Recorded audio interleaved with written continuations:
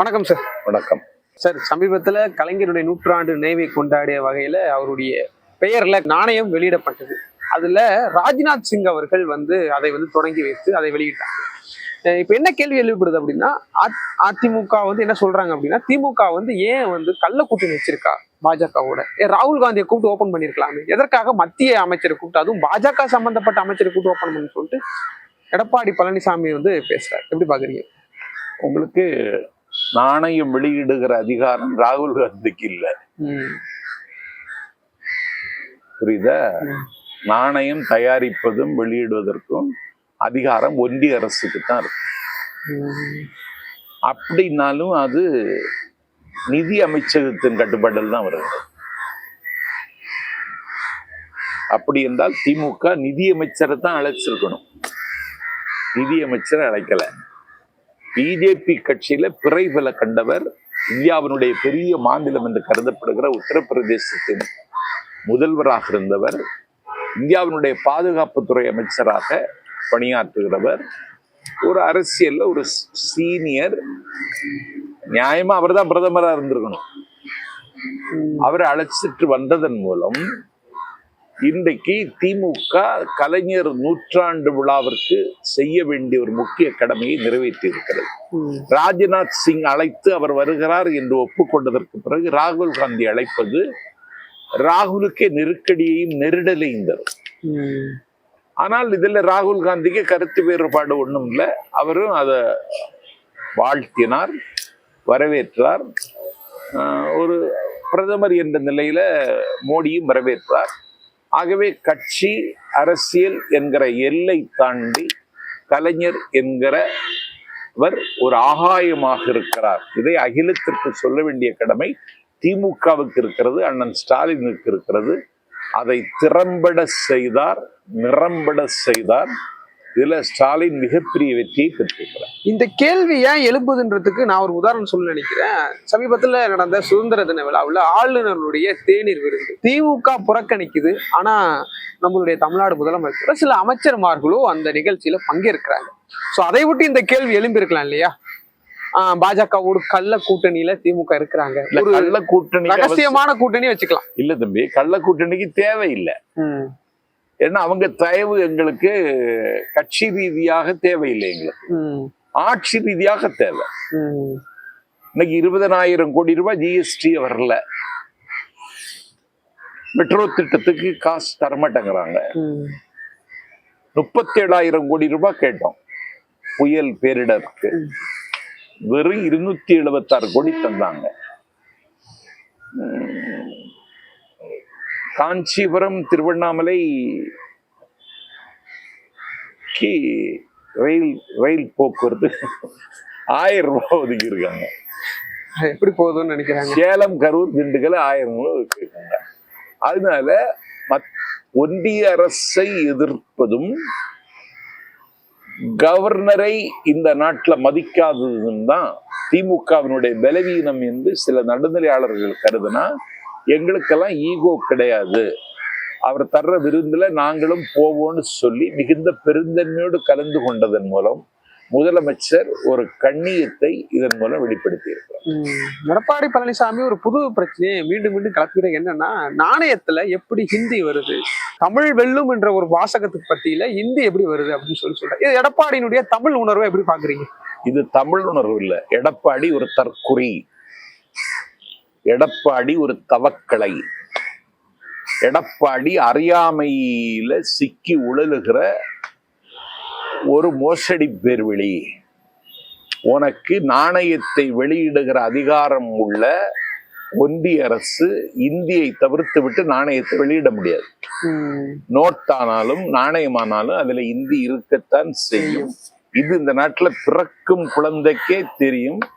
70 வயதை எட்ட போகிற எடப்பாடிக்கு தெரியல என்றால் இவர் எங்கேயாவது கழுது மேய்க்க போலாமே தவிர கட்சி நடத்த முடியாது. இல்ல சார், ஒருவேளை சொல்லி கொடுக்குறவங்க, டீச் பண்றவங்க, ஒருவேளை எழுதி கொடுக்குறவங்க தவறான முறையில எழுதி கொடுக்கலாம் இல்லையா? நீங்க சொல்றீங்க குழந்தைக்கே தெரியுங்கும் போது எடப்பாடிக்கு தெரியாம தவறான முறையில் எழுதி கொடுத்தா தவறுன்னு கூட அதை பார்க்க தெரியாத ஒருத்தன் இந்த நாட்டுல எதிர்க்கட்சியா தலைவனா இருக்கிறான் என்பதை விட ஒரு பெரிய சோகம் வேற ஒண்ணும் இருக்க முடியாது. எடப்பாடி பழனிசாமி சொல்றாரு, நாங்களாம் கூப்பிட்டோமா மோடியை, பாஜக அப்பொழுது தான் அரசியல் அதாவது ஆட்சியில இருந்தது, நாங்க கூப்பிடலையே, நீங்க எதுக்கு கூப்பிடணும்? அப்ப அந்த நிகழ்ச்சி அழகா நடத்தணும்னு உனக்கு ஆர்வம் இல்ல, மக்கள் திலகம் எம்ஜிஆர் மீது உனக்கு மதிப்பு இல்ல, எம்ஜிஆரை கொண்டாட வேண்டும் என்கிற நோக்கம் இல்ல. எம்ஜிஆர் தான் அந்த கட்சிக்கு ஃபவுண்டர், அந்த கட்சிக்கு வானமும் அவர் தான், சிறகும் அவர் தான். நீ அவரை கௌரவிக்கணும்னு நினைக்கல. சார், ஆக்சுவலா எடப்பாடி பழனிசாமி தலைமையில எம்ஜிஆர் நூற்றுக்காண்டு அந்த நினைவு விழாவில் மோடியை போய் அப்ரோச் பண்ணிருக்காங்க. மோடி தரப்புல இருந்து வரல. ஆனா இதை மறைச்சிட்டு இந்த மாதிரி ஒரு சப்பக்கட்டு கட்டுறதை எப்படி பாக்குறீங்க? இல்ல, மோடிட்ட உங்களுக்கு நினைச்ச நேரத்தில் தேதி வாங்க முடியுமா? முடியாது. அதெல்லாம் முடியாது. நம்ம முதலமைச்சர்கிட்டே தேதி வாங்க முடியாது. அதெல்லாம் சப்பக்கட்டு கெட்டது இல்லை. இது இந்த அரசியல் அந்த அறியாமையில வளர்றது இல்ல சார். பேசணுன்றதுக்காக, ஒரு எதிர்ப்பை தெரிவிக்கணுன்றதுக்காக இந்த மாதிரி பேச்சுக்கள்லாம் பேசப்படுதா அதிமுக தரப்புல இருந்து? அதிமுகவுல எடப்பாடிக்கு அடுத்த அடியை எடுத்து வைக்க முடியல. கேட்டீங்களா? இந்தியாவிலேயே ரொம்ப சோகமான இருக்கிற ஆளுத முதல் இடத்துல அவர் இருக்கார். கேட்டீங்களா? கேன்சர் சென்டர்ல இருக்கிற நோயாளியோட மோசமான நிலைமையில அவர் இருக்கார். அடுத்து என்ன செய்யணும்னு அவருக்கு தெரியல. அவருக்கு எதிராக இன்னைக்கு அதிமுகவிலேயே ஒரு புயல் மையம் கொண்டிருக்கிறது. பூகம்பம் வெடிக்க போகிறது. இன்னைக்கு சசிகலா அதிமுக பொதுச் செயலாளர் என்று தன்னை அறிவித்துக் கொண்டு அவர் பயணிக்கிற காரில் அதிமுக கொடியை கட்டி, அவரே பொதுச் செயலாளர் என்ற தகுதியில கொடியை ஏற்றி, அவரை பார்க்க வருகிற அந்த அப்பாவி தொண்டர்கள் கையில அதிமுக கொடியை வைத்துக் கொண்டு நிற்கிறார்கள். இந்த நாட்டுல நீ இன்னும் உயிரோடு இருக்கிறீன்னு தான் எனக்கு ஆச்சரியம். ஒரு சுயேட்சை, ஒரு தன்னார்வல அமைப்பினுடைய கொடியையும் அடையாளத்தையும் கூட இன்னொருவன் பயன்படுத்தினால தகராறு வந்துடும். இப்படி செய்யாதேன்னு வழிமறிக்க போக்கு இல்ல, வக்கு இல்ல. நீ என்ன செய்ய முடியும்? நீ அரசு விழாவுல இரு கட்சியினரும் மிக மிக முக்கியமாக பார்க்கக்கூடிய தமிழ்நாட்டுல திமுகவும் ஒன்றியத்தில் ஆளக்கூடிய பாஜகவும் மேடையில இருக்கிறாங்க. நம்மளுடைய முதலமைச்சரும் அவங்களுடைய மத்திய அமைச்சர் இதன் மூலியமாக மறைமுகமா கூட்டணி இருக்கு அப்படின்னு சொல்லி சந்தேகப்படுறாரு. ஆனா அதே சமயம் நம்மளுடைய தமிழ்நாடு முதலமைச்சர் கடுமையாக சில வார்த்தைகளும் பேசி, அவருக்கு அறிவு இல்லையா, நாங்க கூப்பிட்டோம் வந்தாங்க, நீங்க கூப்பிடலாம் வரல அப்படின்ற ஒரு இதை வந்து சொல்லியிருக்காரு. எப்படி பாத்துக்கு? நம்ம அறிவு இல்லை. உண்மையே அதுதானா? அறிவே இல்லைங்க. நான் என்ன கேட்கிறேன், ஒரு லேட்ரல் அட்மிஷன் சொல்லிட்டு தன்னார்வலர்கள் ஒரு 63 பேரை யூபிஎஸ்சி தேர்ந்தெடுக்க வேண்டியவர்களை இவங்களே நியமிக்கிறாங்க. யார் எதிர்ப்பு தெரிவிச்சா? திமுக எதிர்ப்பு தெரிவிச்சு.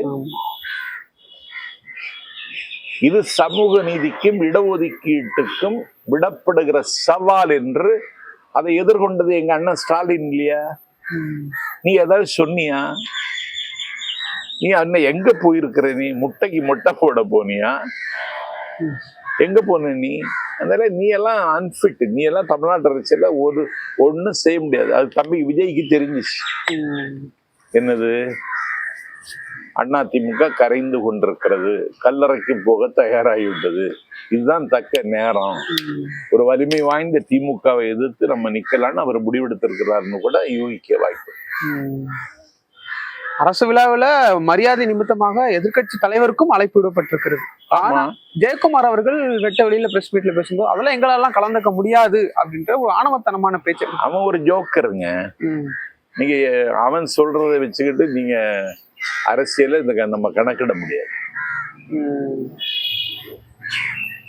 பத்திரிகையாளர்களை எதிர்கொள்ளக்கூடிய ஞானம் அவருக்கு இல்லை. யாருக்கு?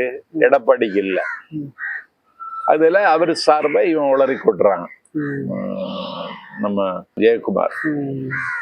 கலைஞர்களுடைய பெயர்ல வெளியிடப்பட்ட நாணயத்தில் தமிழ் வெல்லும் அப்படின்ற தமிழ் சேர்த்துட்டோம்ல பொறிக்கப்பட்டிருக்கிறது. ஆனா எம்ஜிஆர் நாணயத்துல தமிழ் அந்த வார்த்தை இடம் பெறல. ஆனா எடப்பாடி பழனிசாமி அது சொல்லவே மாட்டேங்கிறாரு. சொல்றேன், இந்தி இடம் பெறுவது கட்டாயம். கட்டாயம். நாங்க தடுக்க முடியாது.